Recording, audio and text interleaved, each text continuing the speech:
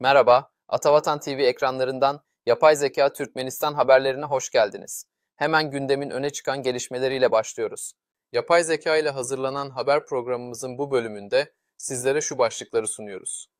Türkmenistan Cumhurbaşkanı Berdimuhamedov'dan AB Orta Asya zirvesinde önemli mesajlar, Türkmen ve Özbek Cumhurbaşkanları görüştü.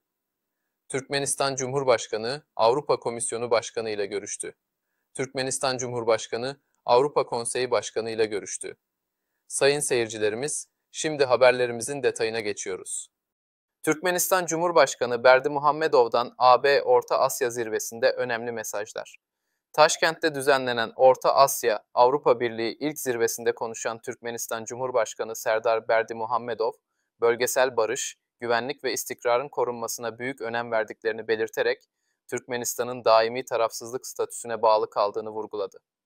Berdimuhamedov, Orta Asya'yı barışçıl, ekonomik olarak cazip ve jeopolitik çatışmalardan uzak bir bölge olarak görüyoruz, diyerek BM Genel Kurulu'nda Türkmenistan'ın daimi tarafsızlığına ilişkin kararın 67 ülkenin ortaklığıyla kabul edilmesini hatırlattı ve destek verenlere teşekkür etti. Cumhurbaşkanı ayrıca enerji ve ulaştırma alanlarında Avrupa Birliği ile işbirliğini genişletmeye hazır olduklarını ifade ederek Türkmenistan'ın Avrupa'ya elektrik ihracatına hazır olduğunu, rüzgar ve güneş enerjisi ile hidrojen enerjisi alanlarında da ortak projelere açık olduklarını söyledi. Hazar Denizi üzerinden geçecek kablo ve ulaştırma projelerinin önemine değinen Berdimuhamedov, Avrupa şirketlerini Türkmenistan pazarında çalışmaya davet etti. Eğitim ve kültürel işbirliğine de değinen lider, Erasmus Plus çerçevesinde yürütülen projelerin devamını ve mesleki eğitimin güçlendirilmesini önerdi. Türkmen ve Özbek Cumhurbaşkanları görüştü. Türkmenistan Cumhurbaşkanı Serdar Berdimuhamedov, Orta Asya Avrupa Birliği zirvesine katılmak üzere bulunduğu Özbekistan'da Cumhurbaşkanı Şavkat Mirziyoyev ile Samarkand'da bir araya geldi. Görüşmede iki lider, tarihi dostluk ve komşuluk ilişkilerinin geldiği seviyeden memnuniyet duyduklarını ifade ederek enerji, ulaştırma, tarım, kimya ve elektrik sektörlerinde işbirliğinin hızla geliştiğini vurguladı.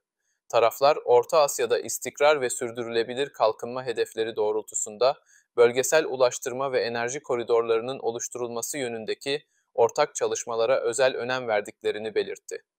Cumhurbaşkanı Berdimuhamedov, Özbek mevkidaşına Türkmenistan'ın milli lideri ve Halk Maslahati Başkanı Gahriman Arkadag'ın selamlarını ileterek ikili işbirliğinin daha da güçlendirileceğine dair kararlılıklarını yineledi. Türkmenistan Cumhurbaşkanı, Avrupa Komisyonu Başkanı ile görüştü. Özbekistan'da düzenlenen Orta Asya Avrupa Birliği zirvesine katılmak üzere Samarkand'da bulunan Türkmenistan Cumhurbaşkanı Serdar Berdimuhamedov, Avrupa Komisyonu Başkanı Ursula von der Leyen ile bir araya geldi. Görüşmede taraflar, zirvenin ikili ve çok taraflı işbirliğini değerlendirmek ve Orta Asya ile Avrupa Birliği arasındaki ilişkileri daha da geliştirmek adına önemli bir fırsat sunduğunu ifade etti. Cumhurbaşkanı Berdimuhamedov, Türkmenistan'ın Avrupa Birliği ile karşılıklı çıkara dayalı ilişkileri güçlendirmeye büyük önem verdiğini belirterek, özellikle yeşil enerji politikaları, yeni teknolojilerin kullanımı ve sürdürülebilir enerji kaynakları konusunda işbirliğine açık olduklarını vurguladı. Avrupa Komisyonu Başkanı Ursula von der Leyen ise, Avrupa Birliği'nin Türkmenistan dahil Orta Asya ülkeleriyle çok yönlü işbirliğini güçlendirmeye istekli olduğunu dile getirdi. Türkmenistan Cumhurbaşkanı Avrupa Konseyi Başkanı ile görüştü. Orta Asya Avrupa Birliği zirvesine katılmak üzere Özbekistan'da bulunan Türkmenistan Cumhurbaşkanı Serdar Berdimuhamedov, Avrupa Konseyi Başkanı Antonio Costa ile bir araya geldi. Görüşmede taraflar mevcut işbirliği durumunu ve gelecekteki olanakları değerlendirmekten memnuniyet duyduklarını ifade etti. Berdimuhamedov, Türkmenistan'ın Avrupa Birliği ile siyasi, ekonomik, kültürel ve ulaştırma alanlarında işbirliğini geliştirmeye büyük önem verdiğini vurgulayarak bu görüşmenin çok taraflı ilişkileri daha da derinleştireceğine inandığını söyledi. Son yıllarda Türkmenistan ile AB arasındaki siyasi diplomatik ilişkilerin belirgin şekilde yoğunlaştığına dikkat çekilirken, Kosta'da Aşkabat'ta kısa süre önce gerçekleşen Orta Asya AB Dışişleri Bakanları toplantısının önemini vurguladı. Türkmenistan Cumhurbaşkanı, Avrupa İmar ve Kalkınma Bankası Başkanı ile görüştü.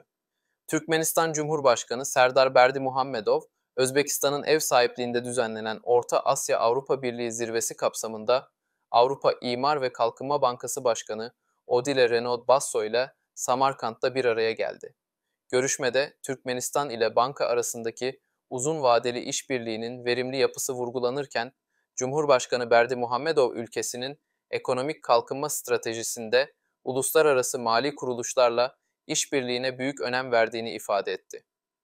Enerji, ulaştırma ve tarım sektörlerinde sürdürülebilir projelere bankanın katılımı için geniş fırsatlar bulunduğunu belirten Berdimuhamedov, özellikle yeşil enerji ve su kaynaklarının verimli kullanımı gibi alanlarda ortak çalışmaların artırılabileceğini söyledi.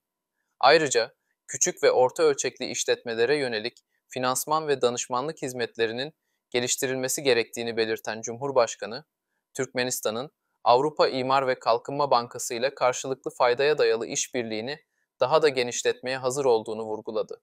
Görüşmenin sonunda taraflar işbirliğinin başarıyla sürdürüleceğine olan güvenlerini dile getirdiler. Yapay Zeka Türkmenistan haberlerinin sonuna geldik. Daha fazla haber için bizi takip etmeyi unutmayın. Hoşça kalın.